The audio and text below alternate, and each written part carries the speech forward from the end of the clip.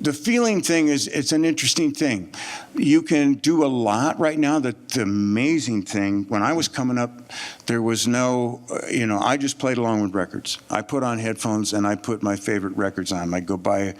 I liked a lot of Aretha Franklin stuff, James Brown, but I remember distinctly getting Aretha Franklin 45s. I came back with put it on the turntable. That's how old I am. And if you lift the arm up off the turntable, it would just keep playing over and over and over and over and over again. So when I got one of these tunes that I heard on the radio that I just loved, I put it on, put headphones on, and just play it over and over and over and over again. It felt so good and it sounded so good, I wanted to become part of it. And the more I did it, then I started, as I would do it, I played 50 times, I was crazy. But I loved it because I enjoyed it. Nobody had to go play that some more. No, you'd have to put the straitjacket on me or chain me from doing this because I wanted to play. It was becoming part of that feeling, and I found the more I could kind of get into that, I was hoping to gather some of that by osmosis. So I really believe it's a great thing to play along with records and recording. And now with the technology as it is today, GarageBand, you can record yourself and hear what you sound like. It's one thing to think you're sounding, yeah, man, this is happening, and then you listen to a recording and it's like, ugh, Conversely, up there going, oh God, I think this sounds like crap. You listen to a recording.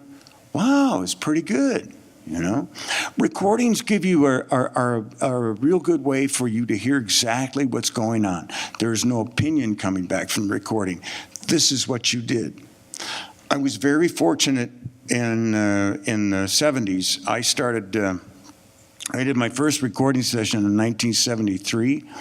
I remember there was a lot of jingle work going on here. And you would go in and you would do 2-3 versions of a tune, a 60-second, a 30-second, and a 10-second. You have to be done with this within a half hour or an hour because they had the horns coming in next and then the singers would come in next. But I was, 2 things I learned. First, on the first one, it's going like, damn, that click track is dragging.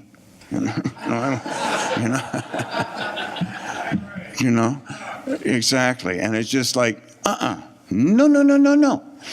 And then you realize, wow, I rushed that much. And then when they do it, you think it sound one way, and then they do a playback, and you go, wow, okay. And that was a learning experience.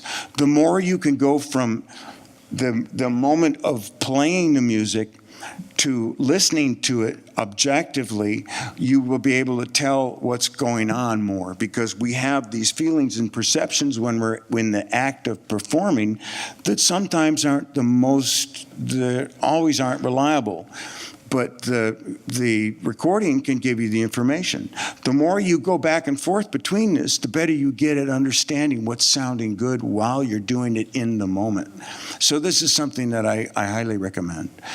Regarding playing without the recording, that's a different beast altogether, and that takes some practice. It's really easy and fun to play with really good players because it's like, oh my God, my hands are working by themselves. I don't have to do anything.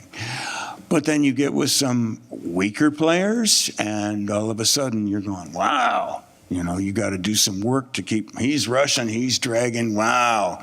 Does anybody want to do anything to help me here? So, it's a real interesting thing, and you can go through the same process, bringing the recorder to the gig, and that can help you sort out what actually happened at the gig when you listen to it the next day. So I highly advise you to do that if you're serious about it. It'll get you really good really fast.